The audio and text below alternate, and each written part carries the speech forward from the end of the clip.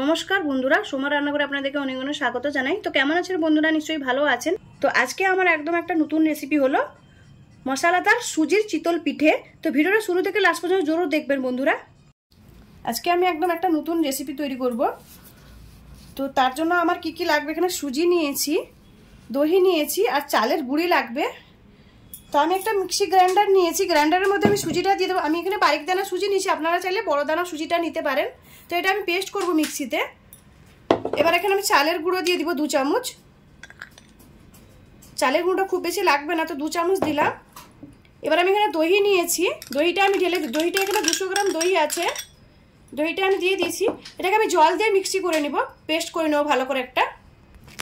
এটা আমি পেস্ট করে নিচ্ছি, আমি ঢেলে দিচ্ছি। দেখুন একদম ভালো করে পেস্ট করে নিচ্ছি। আর লিকুইড এরকম দেখুন এইভাবেই থাকবে, খুব বেশি পাতলাও না খুব বেশি ঘন না। তো এটা আমি বানাবো একদম একদম নতুন একদম রেসিপিটা। তো এইভাবে আমি এটাকে আধ ঘন্টা ঢাকা দিয়ে রেখে দিচ্ছি। আমার মশলাদার চিতল পিঠে বানানোর জন্য আমার কি কি লাগবে, এখানে আমি নিয়েছি কাঁচা লঙ্কা কুচি, ধনে পাতার কুচি, এখানে লাগবে আমার ছোলার ডাল, আমি নিয়েছি ফোড়নের জন্য জিরা, কালো সর্ষে আর পেঁয়াজ কুচি নিয়েছি। ব্যাটারটা ঢাকা দিয়ে আমি রেখে দিয়েছিলাম, আধ ঘন্টা 45 মিনিট হয়ে গেল। তো দেখুন ব্যাটারটা, এবার আমি ব্যাটারের মধ্যে কিছু জিনিস মিশাবো। এখানে আমি কড়াই বসিয়ে নিয়েছি। তো এখানে আমি অল্প করে সাদা তেল দিয়ে দিচ্ছি। তেলটা গরম হয়ে গেছে, আমি কালো সর্ষেটা দিয়ে দিলাম ফোড়নে। এবার আমি গোটা জিরেটা দিয়ে দিলাম। এবার ছোলার ডালটা দিয়ে দিলাম, এটাকে ভালো করে ভেজে নিব একটু লাল করে ছোলার ডালটাকে। এবার আমি পেঁয়াজ কুচিটা দিয়ে দিব। এটাকে একদম খুব হালকা করে রোস্ট করে নিব। তো তার সঙ্গে আমি কাঁচা লঙ্কা কুচিটাও দিয়ে দিলাম। একদম হালকা করে রোস্ট করব, পেঁয়াজ একদম ভাজা হবে না, এভাবে হালকা করে একটু খালি রোস্টটা করব। এটা হয়ে গেছে দেখুন, এইভাবেই পেঁয়াজটা থাকবে। সেটাকে আমি নাবিয়ে নিচ্ছি এটাকে। এবার আমি ঢেলে নিব ব্যাটারের মধ্যে। এবার ধনেপাতার কুচিটা আমি দিয়ে দিলাম,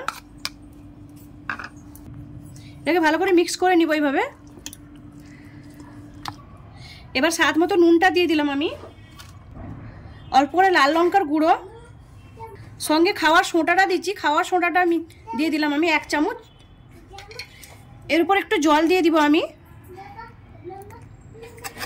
এটাকে ভালো করে মিক্স করে নিব। ব্যাটারটা ভালো করে মিক্স হয়ে গেছে, দেখুন খুব সুন্দর করে ব্যাটারটা মিক্স হয়ে গেছে। এদিকে আমি কড়াইটাও বসিয়ে দিয়েছি। আমি একটা ছোট সাইজের কড়াই নিয়েছি, এই কড়াইটার মধ্যে বানাবো। যত ছোট সাইজের কড়াই হবে তত ভালো হয় চিতল পিঠেগুলো। তো আমি কড়াইয়ের মধ্যে তেল দিয়ে দিচ্ছি। তেলটা একটু বেশি লাগবে, এটা একদমই অন্যরকম, খেতে দারুণ হয়। এটা ব্রেকফাস্টে কিংবা ডিনারে দারুণ হয় খেতে। তেলটা গরম হয়ে গেছে, এবার আমি দিয়ে দিব ব্যাটারটা। এখানে আমি 2 হাতা দিলাম ব্যাটারটা। একটা থালা প্লেট দিয়ে আমি এইভাবে ঢাকা দিয়ে দিব, ছোট প্লেট দিয়ে। গ্যাসটা আমি মিডিয়ামে করে দিব। এবার এটাকে আমি উল্টে নিব।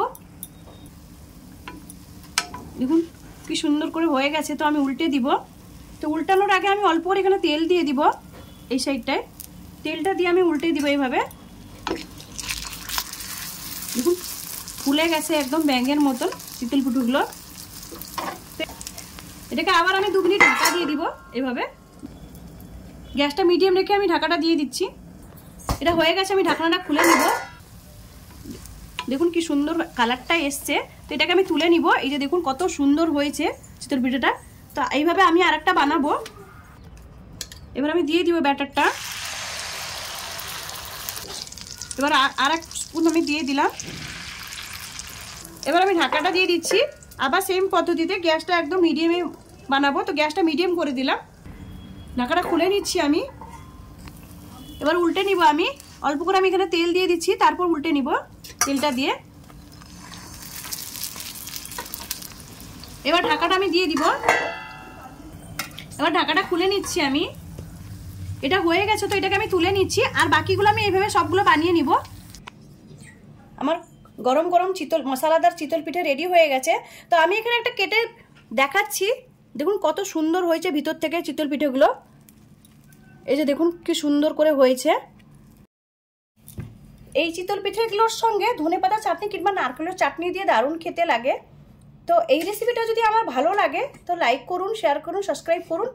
আর আমাকে যদি ফেসবুকে দেখছেন তো ফেসবুকে ফলো করুন আর আমাকে কমেন্ট করে জানান আমার এই রেসিপিটা কেমন লাগলো। ধন্যবাদ বন্ধুরা, ভালো থাকেন।